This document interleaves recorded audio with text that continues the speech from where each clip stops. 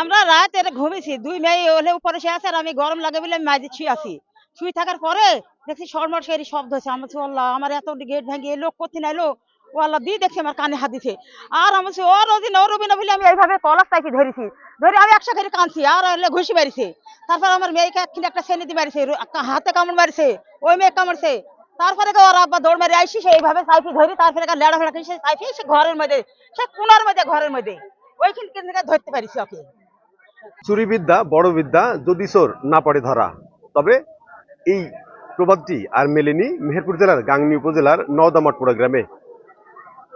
গত রাতে চোর গাংনী উপজেলার যে মঠমুড়া ইউনিয়নের নওদা মঠমুড়া, অর্থাৎ নতুন মঠমুড়া বলা হয়, সেই মঠমুড়া গ্রামের যে সড়কের পাশে যে বাড়িটি দেখছেন, এটি বাড়ির মালিকের নাম জালাল উদ্দিন। তিনি তার পরিবারের লোকজন নিয়ে বাড়ি দিয়েছিলেন। হঠাৎ ভোরের দিকে তার বাড়ির মধ্যে একজন অপরিচিত লোক ঢোকে এবং তার স্ত্রী এবং মেয়ের শরীরে থাকা যে স্বর্ণের গহনা ছিল সেগুলো খোলার চেষ্টা করে। এই সময় তারা চিৎকার দিলে গৃহকর্তা জালাল জালাল তাকে আটকে ধরে ফেলে এবং তাকে ধরে রাখে এবং সকালের দিকে তাকে বাড়ি থেকে বের করে। এই খবরটি পাওয়ার পর বিভিন্ন এলাকা থেকে মূলত এই চোরকে দেখার জন্য ভিড় করছে এই জায়গায়। আর চোরকে আপাতত গাছের সাথে আটকে রাখা আছে। চোরের প্রাথমিক ধারণা করেছে চোরের বাড়ি রামনগরে। তো এই চোর, এই যেহেতু সড়কটি বামুন্ডি থেকে বেদবাড়িয়া যে সড়ক, এই সড়কটিতে প্রায় লোক চলাচল করে, তবে এই চোর আটকের খবরের পর থেকে মানুষ এখানে আসছে এবং ভিড় করছে এবং চোরকে এক নজর দেখার জন্য দাঁড়িয়ে যাচ্ছে। তবে সম্প্রতি বিভিন্ন এলাকায় চুরির ঘটনা ঘটছে, সেই কারণে মানুষ অনেকটাই আতঙ্কিত। তবে গত রাতে বেশ কিছু জায়গায় ভ্যান চুরি হয়েছে এমন খবরও এখানে এসেছে। অনেকেই যারা খুঁজতে আসে তাদের ভ্যান পাওয়া গেছে কিনা।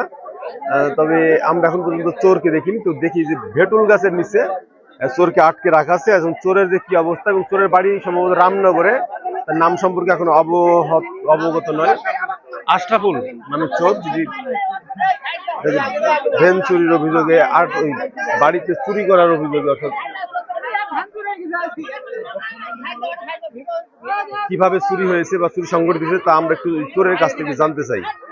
আমরা চোরের কাছ থেকে জানবো যে আসলে কিভাবে চুরি করা হয়েছে।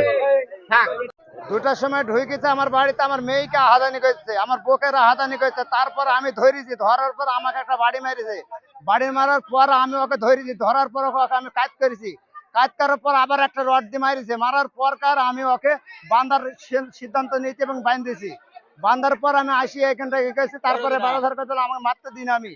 হ্যাঁ, এই ঘটনা ঘটেছে। তারপর আমার জিনিসপাতি নিতে পারিনি।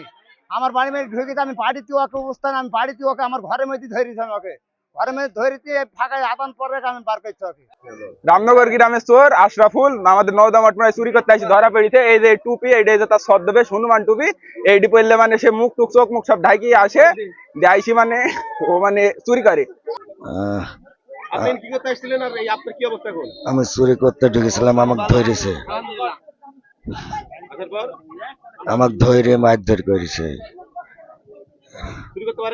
যে না, যে না, না ভাই বলতে পারবো না ভাই।